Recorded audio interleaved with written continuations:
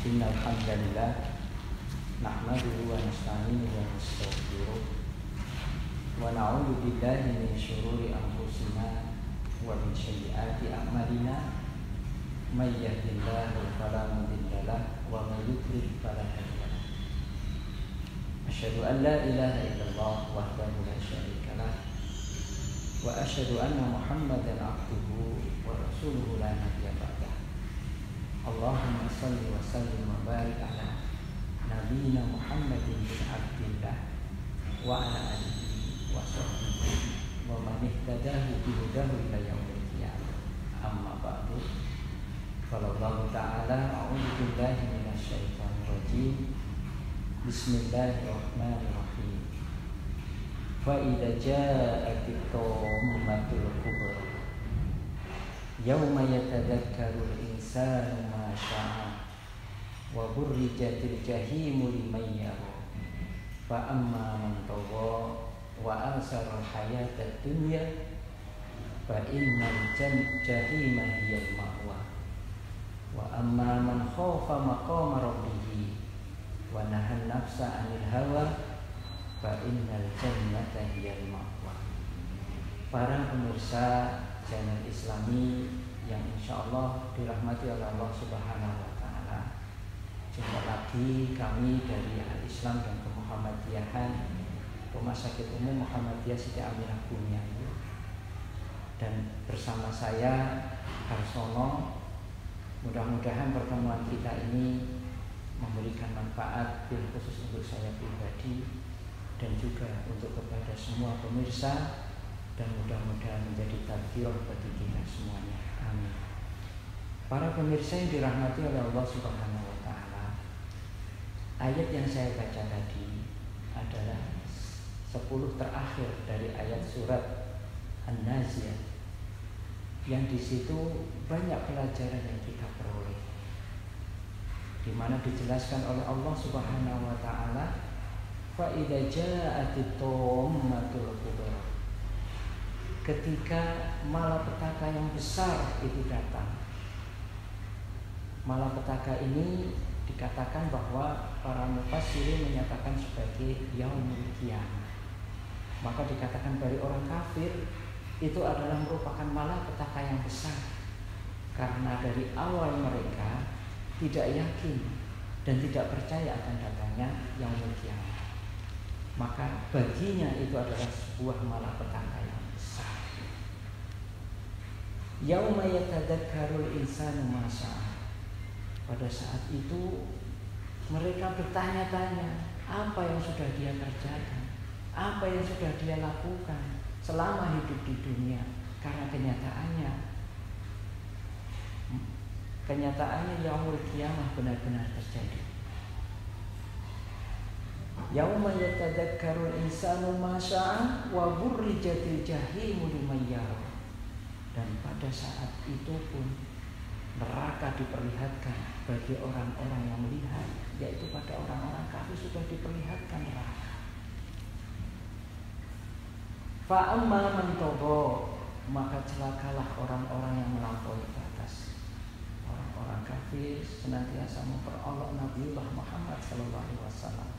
Mereka tidak percaya dengan apa yang disampaikan atau risalah yang disampaikan oleh Rasulullah SAW. Bahkan mereka senantiasa menantang, kapan kiamat datang, segera datangkan padaku. Itulah yang mereka sampaikan. Wa asarul hayatad dunya, yaitu siapakah yang melampaui batas? Pada saatnya mereka adalah orang-orang yang senantiasa cinta akan dunia. Kecintaan dunia akhirnya melalaikan kalau dia ada kekekalan nanti kelak di akhirat. Fa innal jahima hiyal ma'wa. Dan tempatlah bagi orang-orang yang sedemikian itu adalah tempat tinggalnya di neraka.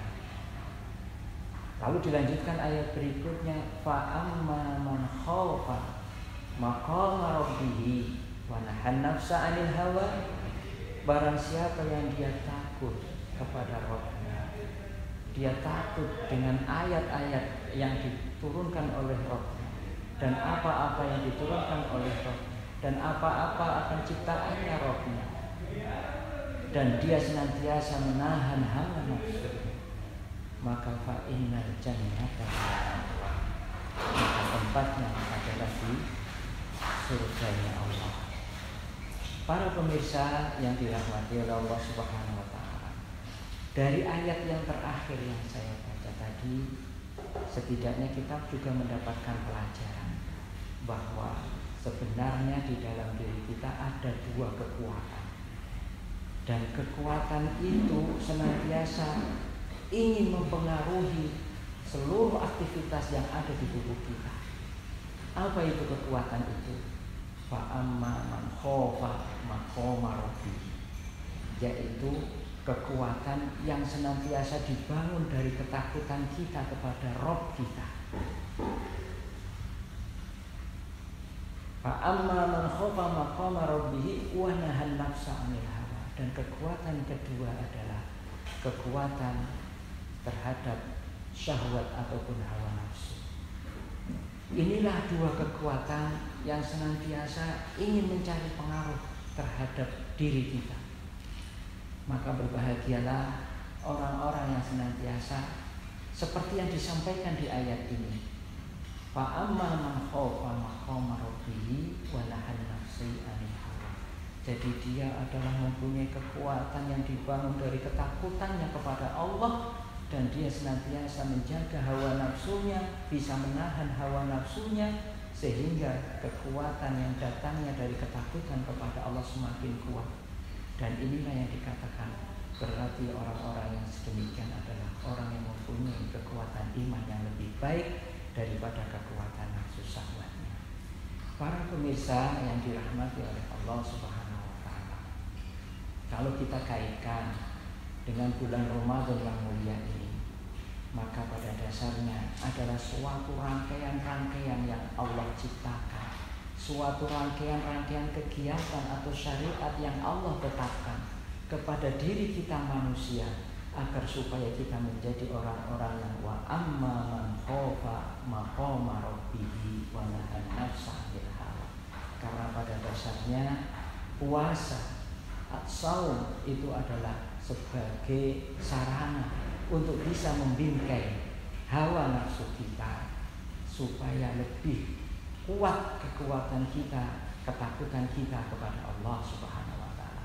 Jadi puasa tidak hanya menahan haus dan lapar, tetapi juga puasa dipakai untuk sarana melatih dan membingkai kekuatan keimanan kita kepada Allah Subhanahu wa taala, sehingga dengan demikian pengaruh setan laknatullah yang merupakan sebagai empunya kekuatan syahwat dan juga nafsu akan kita tekan dengan kita menjalankan syariat-syariatnya Allah Subhanahu wa taala.